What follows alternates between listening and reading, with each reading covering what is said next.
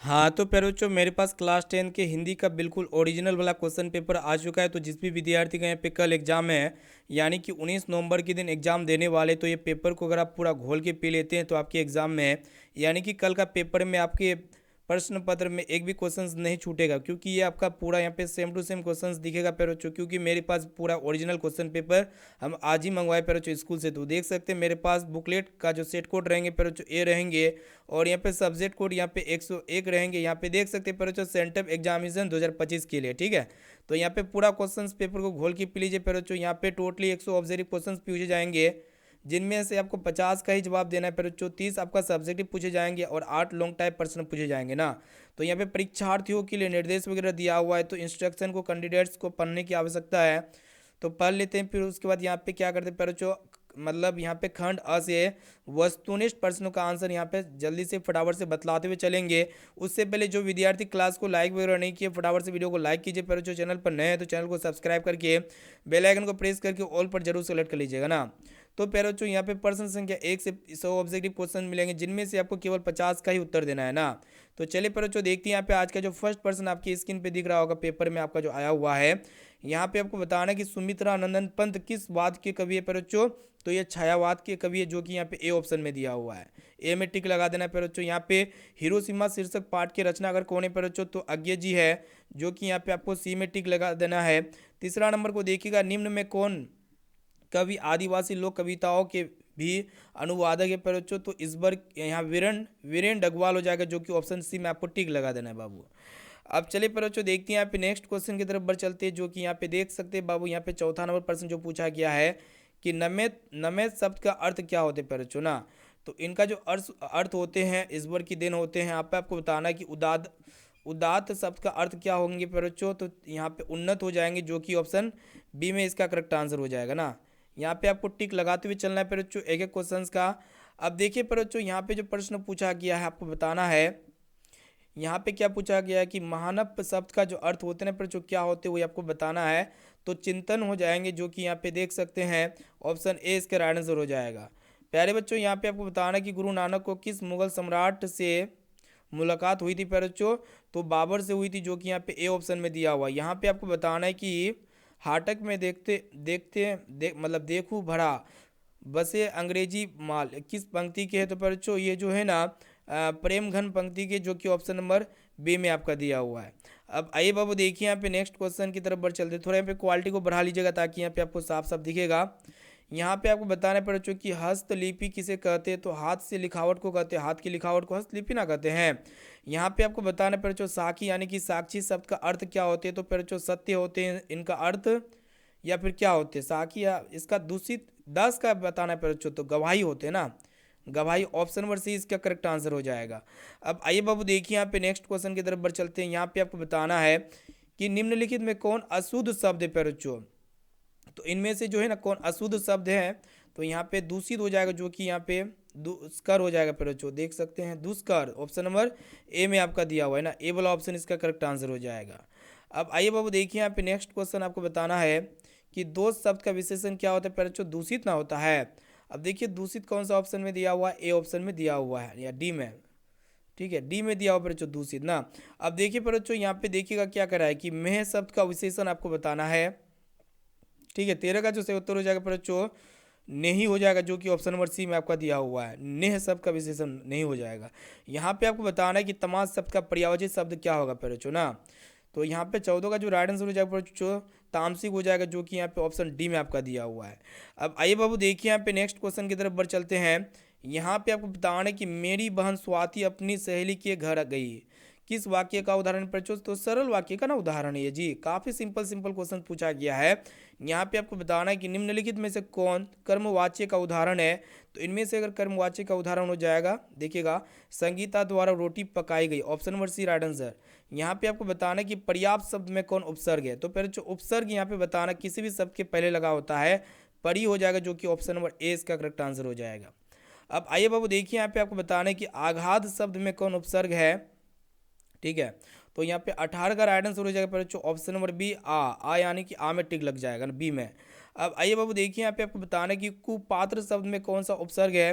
तो 19 का right answer हो जाएगा पर जो ऑप्शन नंबर डी में करेक्ट टिक लग जाएगा। यहाँ पे आपको बताना है कि लुटिया शब्द में कौन प्रत्यय है, तो प्रत्यय किसी भी लास्ट में लगा रहता है, जो किसी भी शब्द के लास्ट में लगा रहता है, तो ईया हो जाएगा जो कि ऑप्शन बी में टिक लग जाएगा पर बच्चों। ठीक है, अब देखिए पर बच्चों अगला प्रश्न जो पूछा गया है कि निम्न में कौन पंचमाक्षर है, तो इनमें से पंचमाक्षर बताना है पर बच्चों, तो 21 का जो टिक लग जाएगा आपको ऑप्शन नंबर डी में लग जाएगा ना। अब आइए पर बच्चों देखते हैं यहाँ पे नेक्स्ट क्वेश्चन की तरफ बढ़ चलते हैं। यहाँ पे जो पूछा गया पर बच्चों तरह किन वर्णों के मेल से बना हुआ है ना, तरह जो है पर बच्चों त प्लस री त प्लस र से बना है पर बच्चों तरह। यहाँ पे ऑप्शन नंबर बी इसका करेक्ट आंसर हो जाएगा। यहाँ पे आपको बताना है कि निम्न में कौन दीर्घ स्वर वर्ण है पर बच्चों, तो दीर्घ ही हो जाएगा जो कि ऑप्शन नंबर बी में आपका दिया हुआ है। दीर्घों का उच्चारण स्थान क्या होते हैं पर बच्चों, तो ओष्ठ होते हैं जो कि ऑप्शन डी में आपका दिया हुआ, डी वाला विकल्प इसका करेक्ट आंसर हो जाएगा। अब आइए बाबू देखिए यहाँ पे आपको बताना है कि कौन उष्म यहाँ पे क्या बताना है कि कौन जो है ना उष्म व्यंजन है, तो इनमें से उष्म व्यंजन पूछा गया है, तो पेटकट्टा मृधांशु जो होता है ना बच्चों ये है, ऑप्शन नंबर सी में टिक लग जाएगा। बाबू देखिए यहाँ पे नेक्स्ट क्वेश्चन जो पूछा गया आपको बताना कि जप्पू जी किसकी रचना है पर बच्चों, तो ये मतलब गुरु नानक की रचना है जो कि यहाँ पे ऑप्शन नंबर सी में राइट आंसर हो जाएगा। यहाँ पे रसकान किस छंद के सिद्ध थे पर बच्चों, ये सवैया छंद के सिद्ध थे जो कि ऑप्शन नंबर ए इसका राइट आंसर हो जाएगा।